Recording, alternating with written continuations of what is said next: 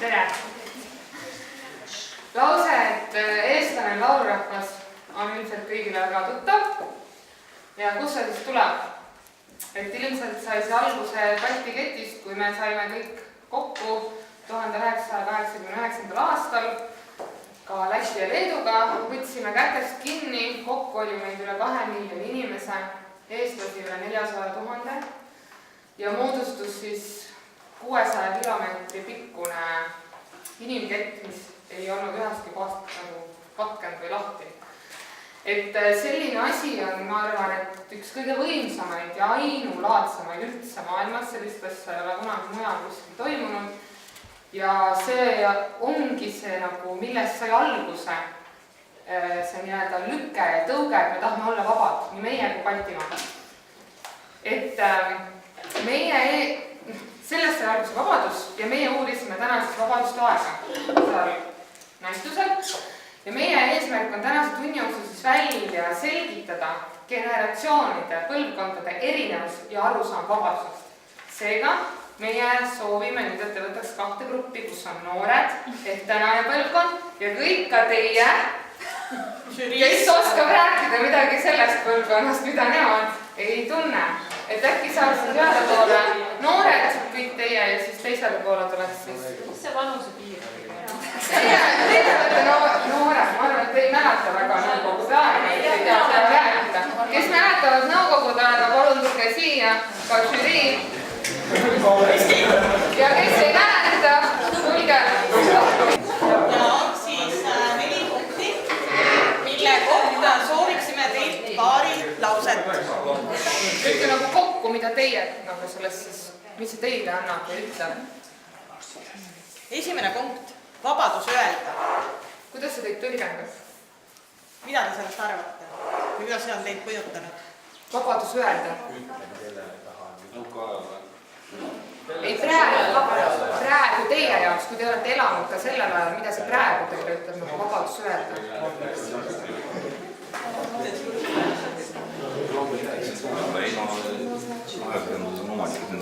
Riiklikult tsensuuri on mingit laadi enesetsensuur. Kas te lõpetasite?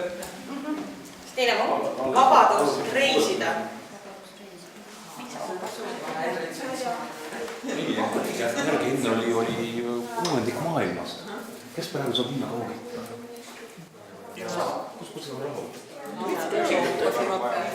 Suund on teide, jah. Et varem oli käepärast üks kuuendik. Ja väga osav ja turvaline oli tegelikult. Kõik see autostopisüsteem ja sai küll, aga kaugemalt.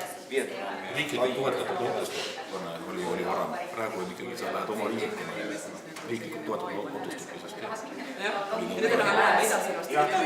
Riiklikult toetatud autostopisüsteem, mis praegu on oma riiklikul oma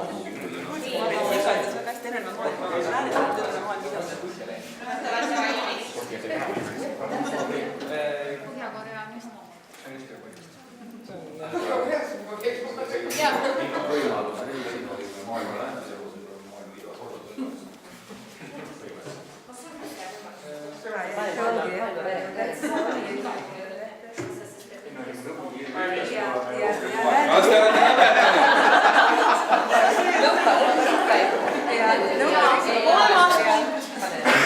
Vabadus uskuda.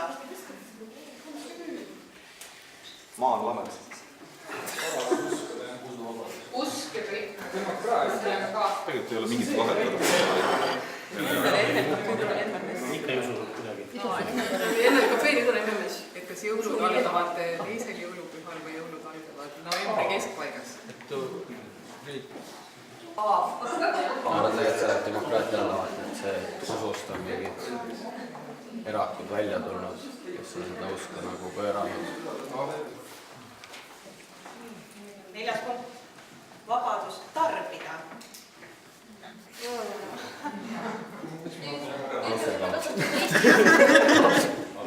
Ohjeldamatult ja kõike. Ohjeldamatult. Peatad riik. Kui palju teil vanuse vahe on? Räägib nagu, kui on okei numbreid küsida? mina olen 68 veel edasi. Välja lase. Jah. 99. Nii et 30 on teil vahe. 31 aastat. 31 aastat on teil vahe. Nii, päris hea, nii et hea võrdlus on päris huvitav.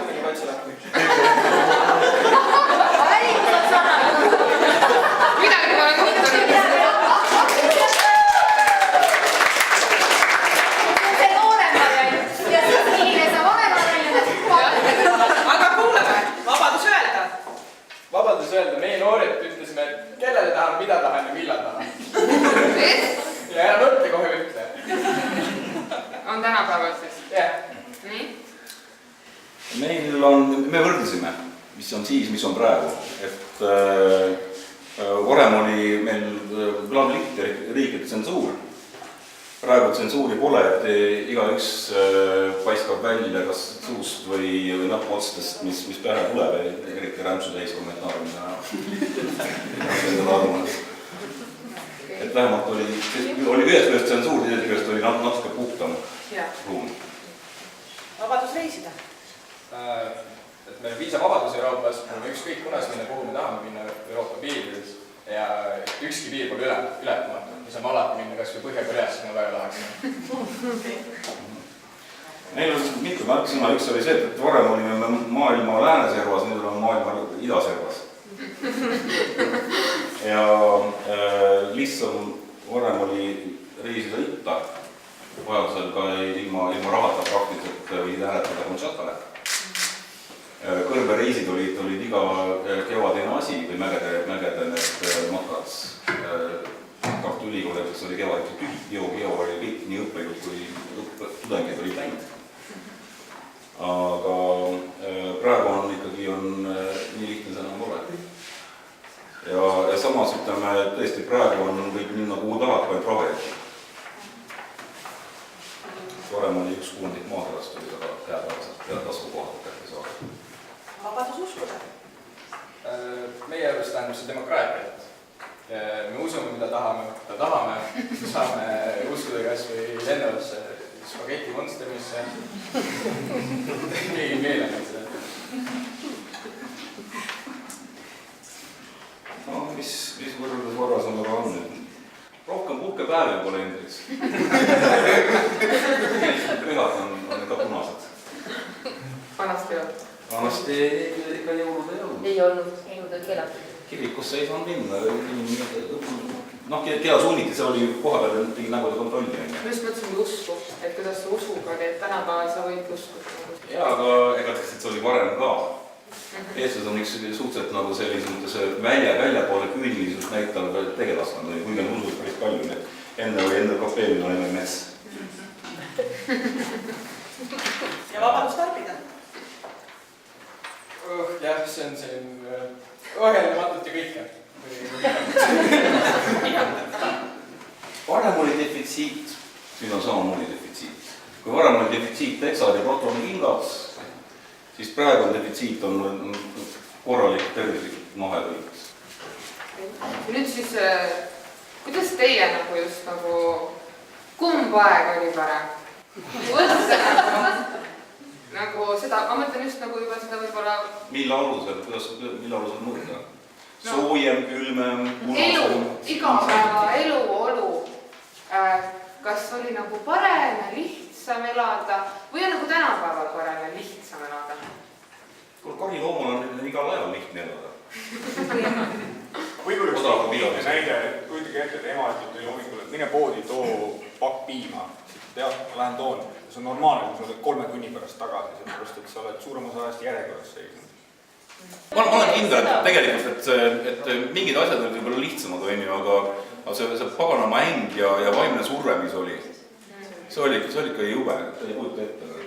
Mina vahest, kui ma vaatan mingeid filme või mingeid asju, kas või käisingi vaatama seda seltsimist laps, siis on ikka siuke, et tundus kuidagi ikka rohelisem see mõru ja kollasem see päike kuidagi siuke nagu...